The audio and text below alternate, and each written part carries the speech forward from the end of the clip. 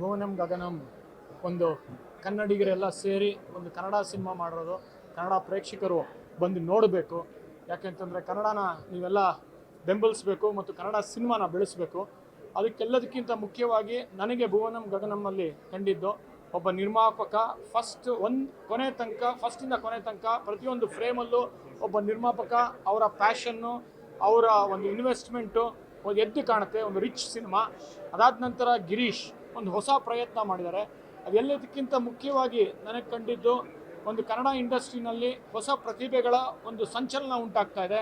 ಅದು ನಿನ್ನೆ ನಾನೊಂದು ಸಿನಿಮಾ ನೋಡಿದೆ, ನಮ್ಮ ನವೀನ್ ಶಂಕರ್ ಅವ್ರದ್ದು. ಇವತ್ತು ನೋಡಿರೋ ಭುವನಂ ಗಗನಂ ಸಿನಿಮಾನಲ್ಲಿ ಹೊಸ ಪ್ರತಿಭೆಗಳು. ಇವತ್ತು ಪೃಥ್ವಿ ಅಂಬರ್ ಅಂತ ಒಂದು ಅದ್ಭುತವಾದ ಕಲಾವಿದ, ಬನ್ನಿ ಬ್ರದರ್ಸ್ ಬನ್ನಿ, ಪೃಥ್ವಿ ಅಂಬರ್ ಅಂತ ಅದ್ಭುತ ಒಂದು ಕಲಾವಿದ, ಒಂದು ಯುವ ಪ್ರತಿಭೆಗಳು ಯಾವ ಥರ ಒಂದು ಚಿಮ್ತಾ ಇದೆ ಕನ್ನಡ ಇಂಡಸ್ಟ್ರಿಯಲ್ಲಿ ಅಂದರೆ ನಮ್ಮ ಕರ್ನಾಟಕದ ಕನ್ನಡ ಸಿನಿಮಾದ ಭವಿಷ್ಯ ಅದ್ಭುತವಾಗಿದೆ ಅಂತ ಹೇಳಕ್ಕೆ ಇಷ್ಟಪಡ್ತೀನಿ.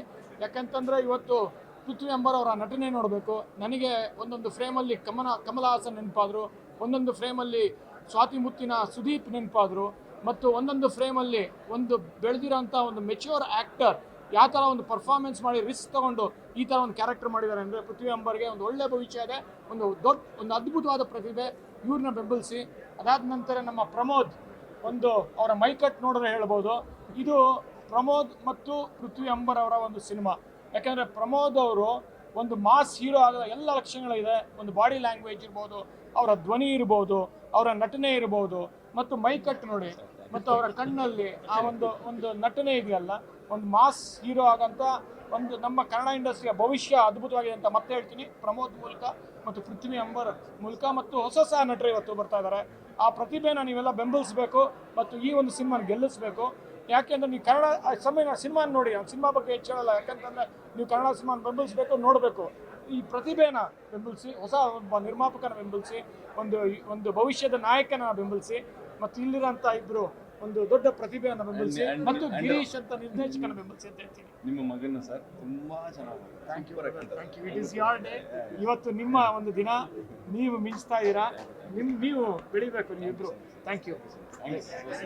ಆ್ಯಂಡ್ ಆಲ್ಸೋ ಮುಖ್ಯವಾಗಿ ನಾಯಕಿ ರೇಷಲ್ ಡೇವಿಡ್ ಅವರ ಒಂದು ಅದ್ಭುತವಾದ ಒಂದು ಬೆಸ್ಟ್ ಪರ್ಫಾರ್ಮೆನ್ಸ್ ಅಂತ ಹೇಳ್ತೀನಿ.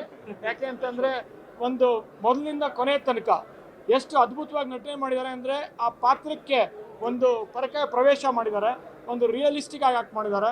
ಅವರು ಇವರಿಬ್ಬರಿಗೂ ಒಂದು ದೊಡ್ಡ ಸಾಥ್ ಕೊಟ್ಟಿದ್ದಾರೆ. ಆಮೇಲೆ ನಮ್ಮ ಅವರಲ್ಲೇ ಇಲ್ಲ ಬೇರೆ ಹೇಳೋರು, ಮುನ್ನಿ ಅಂತ ಹೇಳೋರು, ಪೊನ್ನು ಅಶ್ವತಿ ಅಂತ ಹೇಳೋರು. ಅವರು ಅಷ್ಟೇ ಸೆಕೆಂಡ್ ಹಾಫಲ್ಲಿ ಬಂದು ಒಂದೊಂದು ಸೀನಲ್ಲೂ ಗಮನ ಸೆಳೀತಾರೆ.